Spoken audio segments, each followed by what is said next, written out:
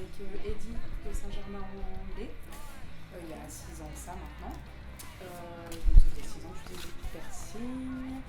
J'ai toujours été intéressée par la scarification, mais je me laissais le temps de déjà bien apprendre le piercing. Et c'est l'année dernière, début 2014, que je me suis dit, allez vas-y, lance-toi.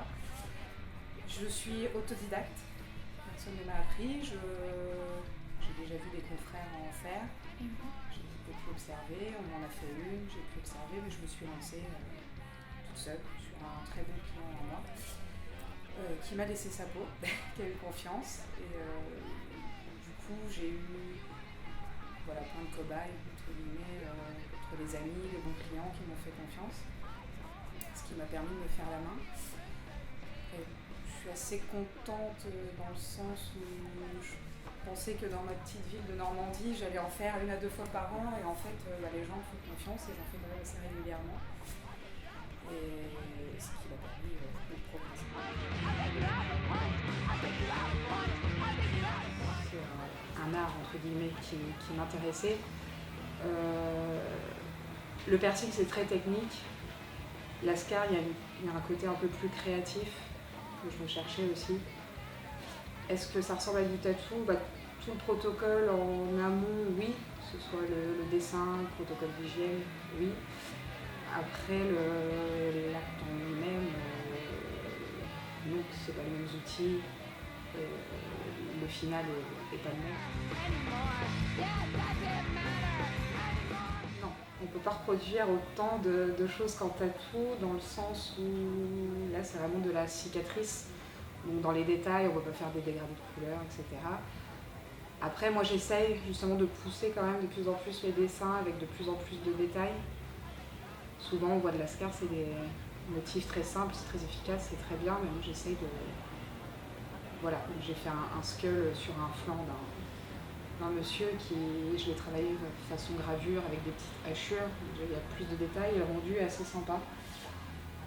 Du coup, j'essaye de pousser un peu plus ce côté-là, l'ascar.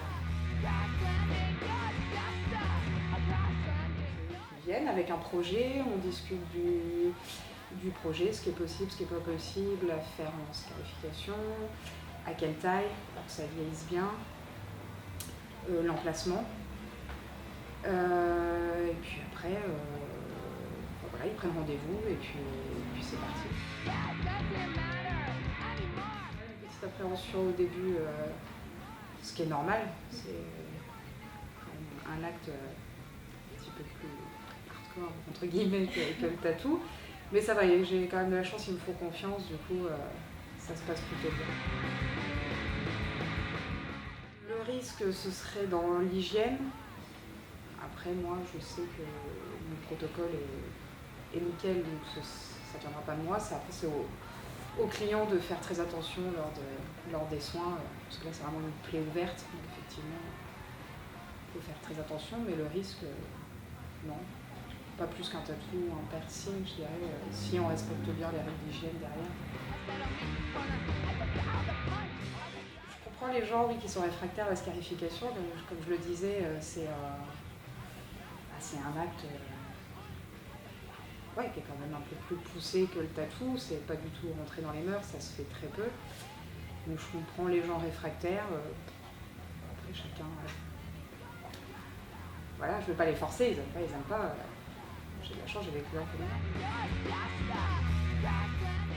Convaincre, regarder mon travail, je ne sais pas. Après, convaincre si la personne est vraiment réfractaire, je pourrais rien faire. À part montrer mon book et leur expliquer un peu comment ça se passe, je pourrais rien faire d'autre.